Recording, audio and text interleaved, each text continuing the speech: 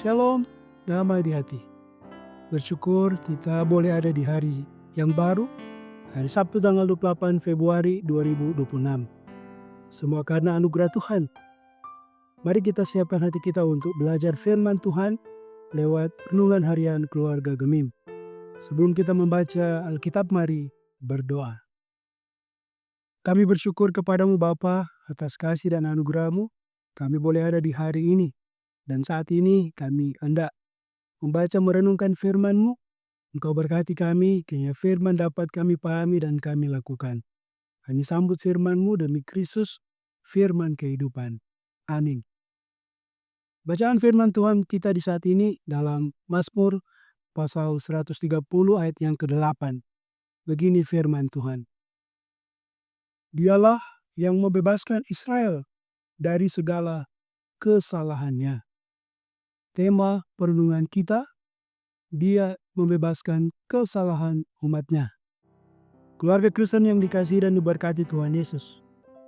Ada kisah tentang Anthony Ray Hinton, seorang pria asal Alabama, Amerika Serikat, menghabiskan hampir 30 tahun di penjara atas tuduhan pembunuhan yang tidak dilakukannya. Pada tahun 1985, Hinton yang saat itu berusia 29 tahun dituduh melakukan 2 pembunuhan di restoran di Brigham. Meskipun tidak ada bukti fisik yang kuat, seperti sidik jari atau saksi mata yang jelas, ia dihukum berdasarkan kesaksian balistik yang kemudian terbukti cacat. Setelah bertahun-tahun berjuang, pada tahun 2015, Mahkamah Agung Amerika Serikat akhirnya membatalkan hukumannya. Hinton dibebaskan pada usia 58 tahun. Setelah bebas, ia menulis buku berjudul The Sign That Shine yang menceritakan pengalaman dan bagaimana ia bertahan dengan harapan serta keyakinan. Keluarga Kristen yang dikasihi dan diberkati Tuhan Yesus. Dalam firman hari ini pemazmur mengungkapkan keyakinannya bahwa Tuhan Allah yang akan membebaskan umatnya Israel dari segala kesalahannya. Kata Ibrani, Yibdeh, dari padah berarti membebaskan, menyelamatkan, dalam bahasa Inggris redeem, deliver. Jadi membebaskan dari kesalahan juga benarnya menyelamatkan dari hukuman akibat lahan. Artinya Tuhan Allah mengampuni, menebus, membebaskan dan menyelamatkan umatnya. Itulah yang dipercaya oleh pemazmur, dan memang itulah yang dilakukan Tuhan Allah. Dia mengampuni kesalahan umatnya dan membawa mereka kembali dari pembuangan. Keluarga Kristen yang dikasihi dan diberkati Tuhan Yesus.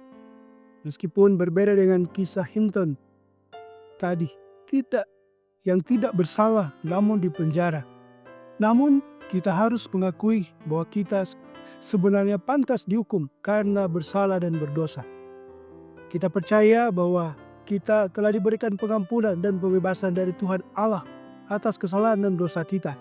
Kita diampuni dan bebaskan bukan karena kebaikan kita, tetapi hanya karena kasih karunia dan anugerah dari Tuhan Allah.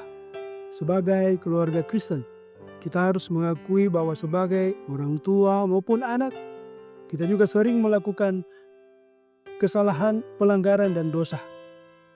Mungkin kita menyakiti hati orang lain, mungkin juga sikap dan perlakuan kita yang tidak pantas. Ada tindakan dan pikiran kita yang tidak layak di hadapan Tuhan Allah dan sesama. Tanpa kuasa dan kasih-Nya, maka kita tidak akan bebas dari jerat dan belenggu dosa. Oleh karena itu, kita tidak boleh menyia-nyiakan pembebasan, pengampunan, dan pemulihan yang telah Tuhan Allah berikan. Kebebasan itu harus dimaknai dengan benar, yaitu melakukan kehendak-Nya dengan taat dan setia. Tuhan memberkati. Amin. Mari berdoa. Kami bersyukur ya Tuhan atas firman di saat ini. Kiranya kami terus hidup dalam pertobatan. Kami yang telah diampuni oleh karena kasih dan kemurahan-Mu, kami juga hidup dalam kasih. dan hidup dalam pengampunan. Mengasihi Tuhan Allah, mengasihi sesama, biarlah kiranya itu kami lakukan dalam hidup beriman.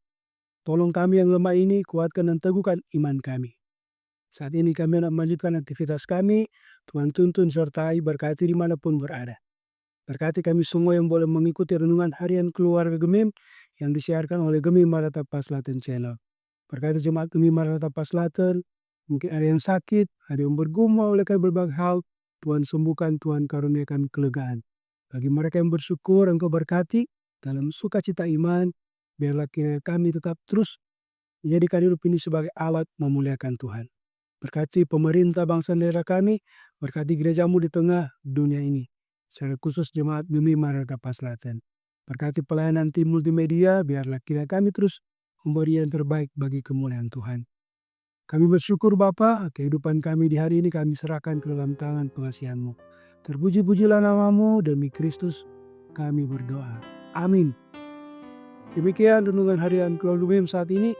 Jangan lupa untuk terus mendukung channel Gemim Maranatha Paslaten lewat like, share, dan subscribe. Kiranya boleh jadi berkat. Shalom, damai di hati.